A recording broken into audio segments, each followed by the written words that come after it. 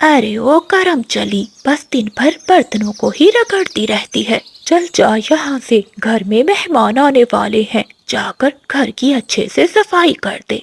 जी माँ जी, अभी करती हूँ। सारा घर साफ करने के बाद कोमल चिड़िया थकी हारी अपने घोंसले में जाकर सो जाती है। अरे ओ बहू, कहाँ मर गई तू? चिड़िया घबराकर उठ जाती है और अपनी सासू माँ के पास जाती है। जी माँ जी, मैं तो बस काम खत्म करने के बाद थोड़ा आराम करने गई थी। अरे ओ करम चली, क्या तेरे माँ बाप ने तुझे सोना ही सिखाया है? चल इधर आ और मेरे पाँव में मालिश कर दे। कोमल चिड़िया के साथ रोज उसकी सास का ऐसे ही जुल्मो सितम होता रहता है। दिन भर काम करने के बाद भी उसकी जालिम सास उसे आराम करने नहीं देती। एक दिन चिड़िया की सहेली तोती आती है। कोमल, कैसी हो? शादी के बाद तो बहुत बदल गई हो। हाँ हाँ तोती बेटी, बदले की ना, दिन भर खा पी कर सोती जो रहती है। अरे ये क्या चिड़िया, तुम कितनी लकी हो। तुम्हें कितनी अच्छी सास मिली है। अपनी सास के सामने कोमल अपनी सहेली चिंकी से कहती है। अच्छा चिंकी, बताओ क्या खाओगी? चिड़िया की सास ये सुनकर कहती है। कोमल बहू, जरा इधर मेरी बात तो सुनना। जी माँ जी। तेरे बाप ने यहाँ मुफ्त में राशन खोल रखा है क्या, जो तू किसी को भी भोजन खिला रही है? बेचारी चिड़िया अपनी सहेली को लेकर अपने कमरे में चली जाती है। कोमल, तुम्हारी सास तो बहुत अच्छी है, तुम्हारा कितना ख्याल रखती है। ये सुनकर चिड़िया रोने लगती है। कोमल, क्या हुआ? तुम ऐसे रो क्यों रही हो? चिंकी बहन, मैं दिन भर घर का काम करती हूँ। काम करते करते देखो, मेरे पंख भी सूज गए हैं। आधी रात तक मैं अपनी सास के पाँव की मालिश करती हूँ, फिर भी मेरी सास मुझ पर बहुत अत्याचार करती है। कई बार तो वो मुझे मारती भी है। कोमल, तुम पर तो बहुत अत्याचार हो रहा है, तुम ये सब बर्दाश्त मत करो। इतना कहकर चिंकी तोती वहाँ से चली जाती है। बेचारी चिड़िया रोती रोती अपने घोंसले में सो जाती है। इतने में सास की आवाज फिर से आती है। अरे ओ करम चली, इधर आ, टाइम मिला नहीं कि सो गई घोड़े बेचकर। चिड़िया घबरा कर उठती है और अपनी सास के पास आती है। जी माँ जी। अरे ओ महारानी, रात को मेहमान आने वाले हैं, जाकर रसोई में भोजन बना। और सुन, भोजन अच्छे से बनाना, कहीं मेहमानों के सामने मेरी बेइज्जती ना करवा देना। दिन भर थकी हारी कोमल चिड़िया रसोई में जाती है और भोजन बनाने लगती है। इतने में घी चिड़िया के पंख पर आकर गिरता है। उसका पंख जल जाता है। वो जोर से चिल्लाती है और रोते रोते बाहर आती है। अब क्या हुआ करम चली? माँ जी, देखिए, मेरा पंख जल गया, बहुत दर्द हो रहा है। मैं अभी बुलबुल डॉक्टर से दवा लेकर आती हूँ। काम चोर कहीं की, अगर काम नहीं करना तो बहाने बनाने लग गई है। चल जा, जाकर काम कर रसोई में। बेचारी कोमल चिड़िया उस जले हुए पंख के साथ सारा भोजन बनाती है।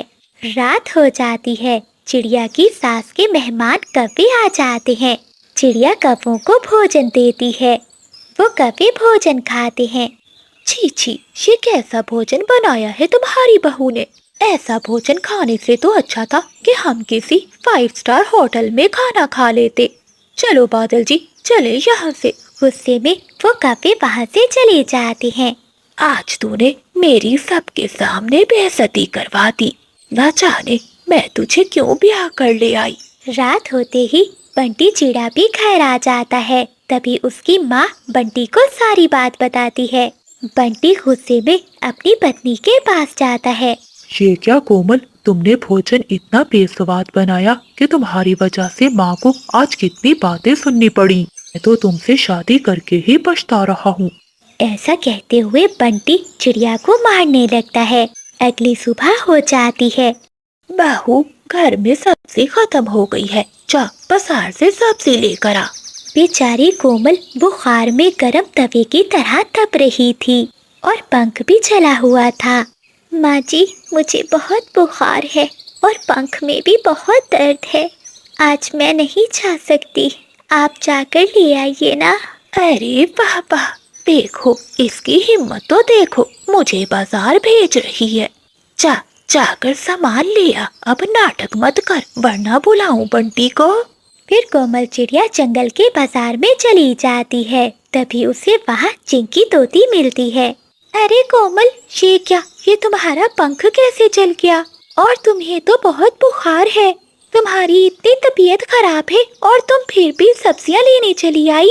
तो मैं क्या करूं तोती बहन, मेरी सास मुझे सांस तक नहीं लेने देती। कोमल, तुम ये सब अपनी माँ से क्यों नहीं कहती? क्या बताऊं चिंकी, मेरी माँ हर समय बीमार रहती है और मैं उन्हें अपने ऊपर होने वाले अत्याचार का कैसे बताऊं? वो ये सब सुनकर मर जाएगी। अच्छा चिंकी, मैं चलती हूँ, माँ जी मेरा इंतजार कर रही होंगी। ऐसा कहते हुए कोमल अपने घर चली जाती है। चिड़िया की बात सुनकर तोती से रहा नहीं जाता और वो उसकी माँ के घर चली जाती है। अरे तोती बेटी, कितने दिनों बाद आई हो, सब ठीक तो है ना? हाँ हाँ आंटी, सब ठीक है। आंटी, क्या कोमल आई नहीं आपसे मिलने? चिंकी, मेरी बेटी बहुत नसीब वाली है जो उसे इतना अच्छा ससुराल मिला और उसे इतना प्यार करने वाली सास मिली जो उसे बेटी की तरह रखती है।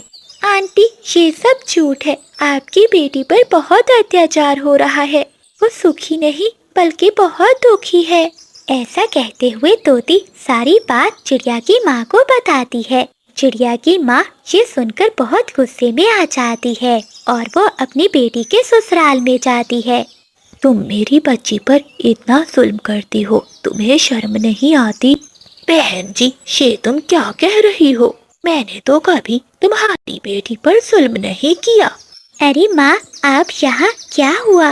अब तो मैं मर गई। लगता है चिड़िया सब बता देगी अपनी माँ को। बेटी, तुम इतना अत्याचार क्यों सह रही हो? तुमने हमें बताया क्यों नहीं? ये आप क्या कह रही हैं माँ? आपसे ये सब किसने कहा? बेटी, ये सब मुझे चिंकी ने बताया है। नहीं नहीं माँ, मैं यहाँ बहुत खुश हूँ और सासू माँ जी तो मेरा बहुत अच्छे से ध्यान रखती हैं। बेचारी चिड़िया अपनी सास की बेइज्जती ना हो इसलिए झूठ बोलती है। हाँ माँ, मैं यहाँ बहुत खुश हूँ और माँ जी तो मुझे सगी बेटी से भी ज्यादा प्यार करती हैं। तो बेटी, तुम्हारा ये पंख कैसे जला? माँ, ये तो मैं रसोई में भोजन बना रही थी, तभी मेरा पंख जल गया। कोमल की ऐसी बातें सुनकर उसकी सास की आंखों में आंसू आ जाते हैं और वो मन में सोचती है, मैंने अपनी बहू पर कितना अत्याचार किया और आज इसने मुझे बेइज्जत होने से बचा लिया। फिर चिड़िया की माँ वहाँ से चली जाती है।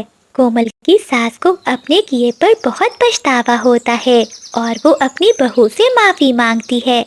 नहीं नहीं माँ जी, आप ऐसा मत बोलिए, आप तो मेरी माँ जी हैं। माँ तो हमेशा माँ ही होती है। बेटी, तुम सच में बहुत अच्छी बहू और बेटी हो, मुझे माफ कर दो। उस दिन के बाद से कोमल चिड़िया की जिंदगी बदल जाती है।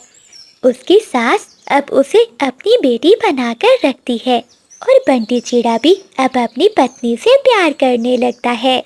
प्यारी दोस्तों, इस कहानी को लाइक, चैनल को सब्सक्राइब और अपने दोस्तों के साथ शेयर करना मत भूलिएगा। आपका धन्यवाद।